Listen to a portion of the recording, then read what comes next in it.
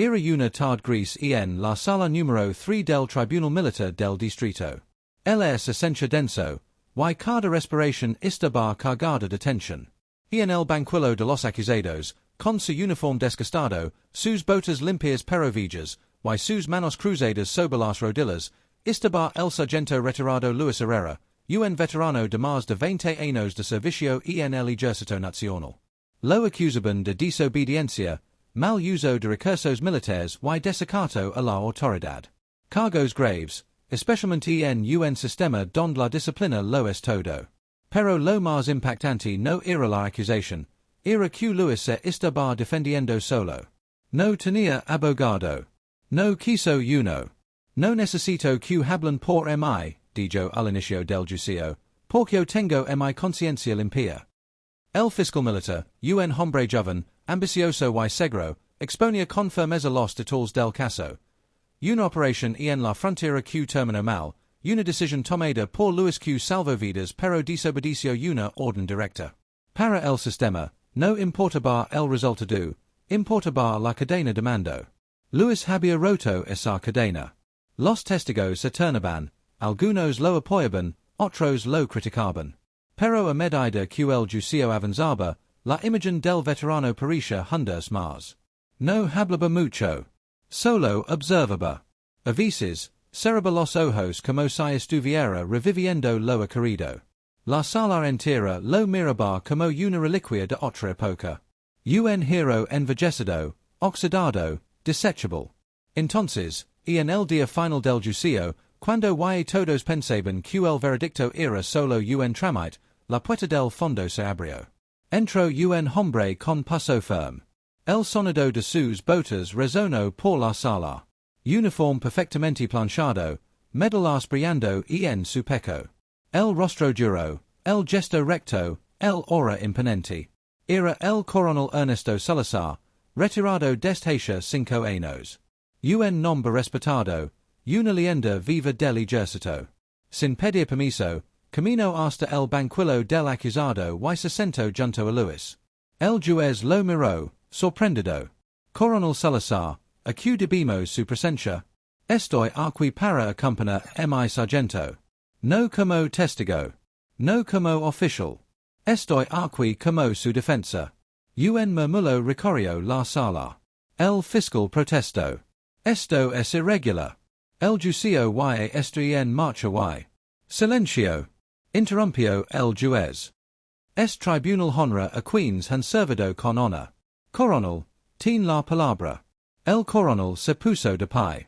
Se quitó los guantes lentamente, como si se preparara para entrar una batalla. Conozco al sargento Herrera desde hace 20 años. Los 6 bajo fuego cruzado para rescatar a un compañero herido. Los 6 riqueza sobornos, cuidar a sus hombres, entrenar a los más jóvenes. Y también los 6 desobedece órdenes, cuando esas órdenes ponían en riesgo vidas inocentes. Si eso es delito, entonces yo también debería estar sentado en ese banquillo. Hablo durante más de una hora. No con legalismos, sino con verdad. Con historias. Con hechos. Con emociones que no estaban en los papeles, pero sí en la memoria de todos los soldados presentes. Hablo como solo un líder habla, con la autoridad moral que no da el rango, sino el respeto ganado. Cuando terminó, se giró hacia Luis. Le puso la mano sobre el hombro. Nunca debéis estar aquí solo, hermano. No mientras yo est vivo. El juez, con la voz quebrada, pidió un receso. A la hora, el veredicto fue leído. Inocente. Luis no loro. Pero sus ojos, endurecidos por la guerra, brillaron como nunca antes. Al salir del tribunal, los soldados más jóvenes lo saludaron con respeto. Y no era solo un veterano olvidado. Era un símbolo. Y desde aquel día, en la Academia Militar, una frase se repitió entre los cadets. Nunca dejes solo a un soldado que peleó por ti. Porque un día, podrías ser tú en ese banquillo. Después del juicio, el sargento Luis Herrera salió libre, pero no igual. Su cuerpo estaba en paz, pero su alma seguía en guerra. La absolution no borro los años de soledad, los recuerdos que lo visitaban cada noche en el rostro de los jóvenes que había visto morir. Caminaba por las calles como un fantasma con uniforme invisible. La ciudad lo trataba con respeto distante, como si no supieran donde ubicarlo, un hero, un rebelde, un problema resuelto. El coronel Salazar lo acompañó durante los primeros días. Se alojó en la misma pensión humilde donde Luis vivía. Hablaban poco, pero compartían silencios profundos. Silencios de los que solo entienden quienes han estado juntos en la línea entre la vida y la muerte. Una noche, el coronel le dijo: Luis, lo que hiciste en esa operación, no fue solo desobediencia. Fue un mensaje. Pero es mensaje no ha llegado a donde blega. Yo no buscaba mundo ningún mensaje, respondió Luis, encendiendo un cigarro. Solo intentaba salvar a mis hombres. Eso era todo. Precisamente por eso debemos hablar. No a los tribunales, no a los medios, a los que aún están a la furia, obedeciendo orden sin alma. Fue entonces cuando nació una idea: visita las bases militares olvidadas del país. No para reclutar, ni para reformar. Para contar la verdad. Para que los jóvenes soldados supieran lo que el manual no deja. Lo que los superiores caliban. Las heridas que no se ven en el uniforme. Comenzarán un viaje por todo el país. Una vieja camioneta verde, dos hombres, una bandera doblada y una carpeta con documentos clasificados que el coronel guardaba con recelo. En cada base contaban su historia. Algunos los escuchaban con atención. Otros los rechazaban. Y otros los observaban des lejos. Porque lo que no sabían era que en los pasillos del poder, el Juicio no había sido el final. Había molestado a los hombres de corbata, a los generales que construían carreras sobre cifras de guerra y estadísticas de obediencia. Uno de los, el general Álvaro Ferrero, juró que es veterano no volvería a levantar la voz. Ferrero había sido el superior que dio la orden desobedecida en la operación fronteriza. La absolución de Luis había manchado su reputación. Y en el ejército, una mancha a veces es más mortal que una bala. ¿Está seguro de que quiere seguirlo? Preguntó un Hasta. Luis Herrera debe volverse lo que era, Silencio. Un día, en una base escondida en la selva, Luis y el coronel recibieron una carta sin remitente. Dentro, una fotografía. Era el hijo de uno de los soldados que murieron en la operación fronteriza. En el reverso, escritas a mano. Gracias por no dejarlos morir en vano. Luis apretó la foto contra su pecho. Por primera vez en años, loro. Pero esa misma noche, su camioneta fue interceptada en una carretera solitaria. Dos vehículos sin placas, hombres encapuchados. No eran bandidos. Eran profesionales. El coronel alcanzó a sacar su vieja pistola. Pero eran muchos. Herrera. Gritó. Cor ahora. Disparos. Confusion. Hueda. Luis Alonso por una zanja, escapando entre la maleza como en los viejos tiempos. Cuando volvió horas después, cubierto de barro y sangre, la camioneta ardía. No había rastro del coronel. Solo quedaba su gorra militar, calcinada en el asiento del copiloto. Desde entonces, Luis desapareció.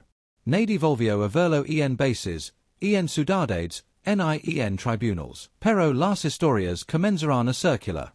De un hombre con cicatrices, que se apareció en cuarteles remotos para contar la verdad. De un viejo soldado que dormía con un fusil bajo la almohada y hablaba de justicia con la voz roncada quien ha enterrado a sus hermanos. Y mientras tanto, en la capital, el general Ferrero subía posiciones. Sonreía ante cámaras, firmaba acuerdos, recibía medallas. Hasta que un día, en una conferencia de prensa, alguien le lanzó una pregunta inesperada. General, ¿qué tiene que decir sobre el supuesto informe desaparecido sobre la Operación Cóndor, el que involucraba usted y varios altos mandos? El general palideció. Porque solo una persona podía saber ese informe, el Coronel Salazar. Y si alguien estaba dispuesto a darlo a conocer, era Luis Herrera.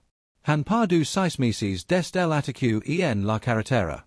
El país sigue adelante como si nada hubiera querido, pero en las sombras, algo se está moviendo. El general Ferrero ha sido ascendido a jefe del estado mayor, y su influencia ahora toca las estructuras más profundas del ejército y el gobierno. Sus discursos suenan a patriotismo, pero sus decisiones huelen a corrupción. Mientras tanto, la leyenda del veterano anticris. Dicen que lo han visto en el norte, hablando con soldados de frontera. Otros aseguran que vive en un monasterio militar abandonado, cerca de las montañas del sur. Algunos juran haberlo visto caminar por la selva, con una carpeta metálica bajo el brazo, el archivo clasificado de la Operación Cóndor. Pero nadie sabe la verdad. Excepto él. Luis Herrera, ahora más delgado, con barba larga, los ojos encendidos por un propósito inquebrantable, está reuniendo pruebas. No busca venganza. Busca justicia. Ha decidido terminar lo que su amigo, el Coronel Salazar, comenzó antes de desaparecer entre llamas y metralla. En una villa cabana en medio del bosque, Luis encuentra lo que estaba buscando. Dentro de una caja enterrada bajo el piso de tierra, están los discos duros, informes y grabaciones que el coronel había recopilado durante años. Grabaciones de radios militares, fotos satelitales, órdenes alteradas, documentos firmados por Ferrero y otros altos mandos. Y entonces, algo cambia. Luis y no hay. Comienza a dejar pistas. Publica fragmentos anónimos de los informes en redes ocultas. Envía documentos a periodistas independientes. Visita en secreto a familias de soldados desaparecidos y les cuenta la verdad. Una tormenta silenciosa comienza a formarse. Mientras tanto, en la capital, el general Ferrero empieza a sentir el calor. El Ministerio de Defensa recibe cartas anónimas. En ellas, aparecen datos que solo un hombre muerto podría haber tenido. Uno de sus asesores lo enfrenta en privado. General, si esto se filtra, no solo usted cae toda la cúpula. Incluidos nosotros. Ferrero aprieta los dientes. Es maldito veterano, susurra. Cree que había muerto con Salazar. Tal vez no. Tal vez usted solo lo convirtió en algo peor, una cosa. Una noche, en una estación de radio clandestina en los barrios bajos, una voz irrumpe en la frecuencia militar. Aquí sargento retirado Luis Herrera. Registro número 219048. Ex miembro de la Unidad Especial Jaguar. Hoy quiero contarles la verdad de lo que ocurrió en la Operación Cóndor. Y entonces, todo el país escucha. Durante 22 minutos, la transmisión estremece miles de radios. Luis cuenta los detalles de la misión fallida, las órdenes contradictorias, los civiles involucrados, y como los altos mandos lo obligaron a mentir en los reports. Expone nombres, fechas, coordenadas. Expone a Ferrero. Esa noche, la red colapsa. Los medios callan, pero el pueblo murmura. La verdad ha salido del cuartel. La respuesta del sistema no se espera. Declaran a Luis como traidor a la patria. Ponen precio a su cabeza. Envía escuadrones secretos a buscarlo. Pero y no es tan fácil. Porque Luis no está solo. Ex soldados lo protegen. Campesinos le dan teco. Jóvenes soldados comienzan a dudar. En todo el país, nacen pequeños focos de resistencia, impulsados por una sola idea. El uniforme no justifica la mentira. En un escondite subterráneo, Luis termina de grabar un video. En él, sostiene la carpeta metálica. Este es el archivo de los caídos. Aquí están las pruebas. Las órdenes. Las firmas. Las muertes que el sistema escondió. No para hacer justicia, sino para ascender. Pero y no más. Y añadí. Este archivo no está solo aquí. Lo he replicado. Esta en manos de quienes nunca volverán a obedecer ciegamente. Si algo me pasa, el mundo lo sabrá todo. Lo sub a multiple servidores. El video se vuelve imparable. Dias después, en un hotel de lujo, el general Ferrero entra a su habitación. Cierra la puerta. Enciende la luz. En la mesa, hay un sober. Dentro, una sola frase escrita a mano. Por cada verdad que ocultaste, hay un soldado que murió en silencio. Y debajo, una copia del archivo. Ferrero cae de rodillas. Respira agitado. Sabe que ha perdido. Luis, por su parte, camina ahora sin miedo. No porque se sienta invencible, sino porque no tiene nada que ocultar. Donde antes llevaba una medalla, ahora lleva una fotografía del Coronel Salazar. Y cada vez que alguien lo ve, lo saluda como a un comandante. Aunque él solo responde con humildad. No soy hero. Solo soy un soldado que decidió decir la verdad. El país no es el mismo desde la última transmisión de Luis Herrera. Las calles han cambiado. Las bases militares se dividen en silencio. Algunos oficiales intentan callar sus tropas, mientras otros empiezan a cuestionar la estructura entera. Y en los cuarteles más antiguos, donde el eco de las botas aún resuena entre los muros, se escucha un nuevo nombre junto al de Bolívar y San Martín, Luis Herrera, el sargento que incendió la memoria del ejército. Pero no todos están felices. En el extranjero, organismos de derechos humanos y prensa internacional exigen respuestas. El escándalo se ha desbordado. Las grabaciones filtradas han llegado a Europa, a Estados Unidos, a la ONU. Una comisión especial ha sido formada para investigar los crímenes de guerra encubiertos bajo la llamada Operación Cóndor. Y en el centro de todo, el sistema intenta hacer lo impensable, sacrifica al general Ferrero para protegerse a sí mismo. Si no entregamos una cabeza, numbers derriban todos, dice un senador, reunido a puertas cerradas con la cúpula militar. Denle el juicio que quieran. Pero controla do. Lo que no esperaban, era que el testigo estrella del juicio aparecería por su cuenta. Ciudad de Ginebra, Suiza. En una sala internacional de mármol blanco y banderas colgando del techo, inicia uno de los juicios más esperados del siglo. El Estado versus Álvaro Ferrero y sus co-conspiradores. El general Lega en traje. Gris, sin medallas. Ojeroso. Silencioso. Y no es el hombre imponente de antes. Ahora es solo un símbolo tambaleante. Y al tercer día, el mundo contiene la respiración. Porque entra a la sala, caminando con firmeza, con el uniforme viejo pero digno, un rostro enderezado por los años. Luis Herrera. ¿Está usted dispuesto a declarar bajo juramento? No tengo miedo de la verdad, responde Luis, con voz grave. Y six la mua demasiadas veces. Su testimonio dura 3 días enteros. Relata con precisión militar las órdenes contradictorias, los soldados muertos por decisiones políticas, los documentos alterados por Ferrero, la vez que tuvo que recoger el cuerpo de un niño al que llamas mencionaron en los informes. Cada palabra golpe como una granada. Y al final, presenta la prueba final, una grabación inédita. Una conversación entre Ferrero y otros altos mandos, ordenando borregistros y acusa a un subordinado como chivo expiatorio. El tribunal guarda silencio. Hasta que el juez principal, de nacionalidad sueca, dice. Lo que hemos escuchado no solo revela corrupción. Revela una traición estructural a la verdad, a los soldados y a la nación que juraron proteger. La noticia recorre el mundo. General Ferrero condenado a cadena perpetua por crímenes de guerra y encubrimiento. Sargento Luis Herrera, condecorado por organismos internacionales por su violencia. Pero para Luis, no hay celebración. En una entrevista posterior al juicio, alguien le pregunta. ¿Se siente usted un hero? Luis baja la mirada. No. Los heroes no sobreviven. Yo solo hice lo que debía.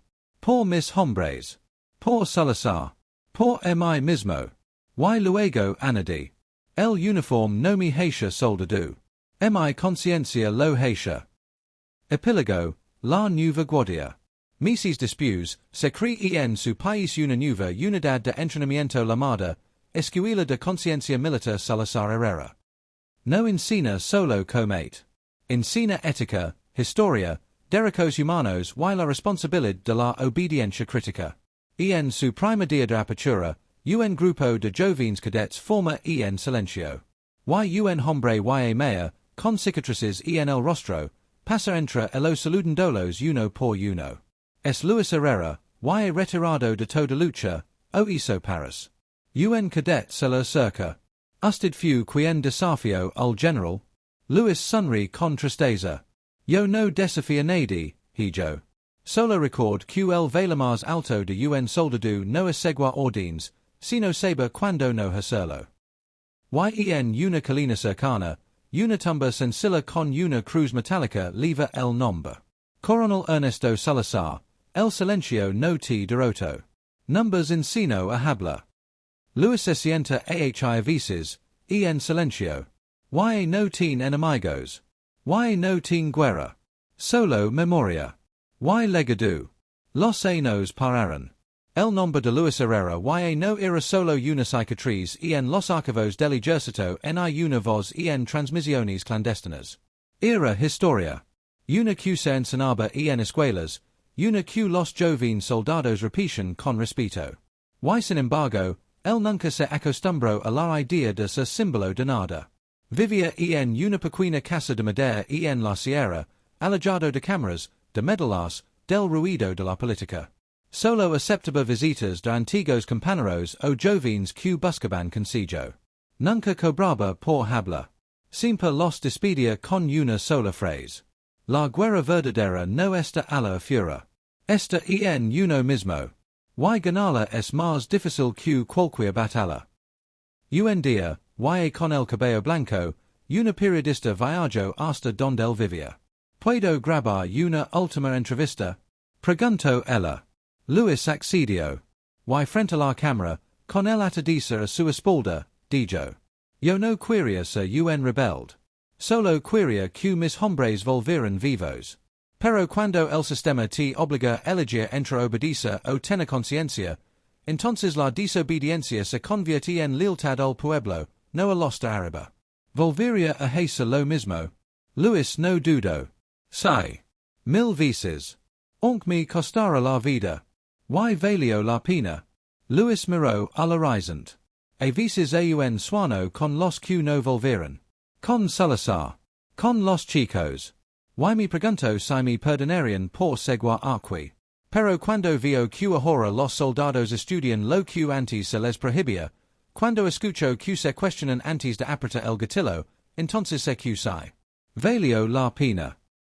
En mis después, Luis Felicio mientras dormía, en paz. Tenía 71 años. En su funeral, no hubo discursos oficiales, ni bandas militares. Pero cientos de personas viajaron des todo el país, ex-soldados, madres de caídos, periodistas, estudiantes, campesinos. Dejaban sobre su ataúd algo simbólico, placas militares oxidadas, cartas, fotografías, flores hechas a mano. Lo enterraron junto al Coronel Salazar, como él había pedido en vida. La lápida deja. Acquiescen dos soldados que no dispararon por órdenes, sino por conciencia.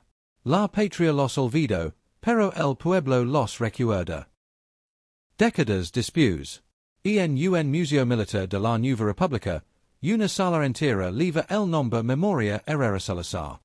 Esta línea de documentos, grabations, armas desactivadas y, en el centro, un viejo uniforme con una carta dentro del bolsillo. La carta que Luis escribió en su último año, y que termina diciendo. No fue un hero. Solo fue un hombre que no pudo seguir calando. Si estás leyendo esto, es porque un hay esperanza. La verdad no muere. Solo espera en silencio. Y cuando llega, lo cambia todo. Fin.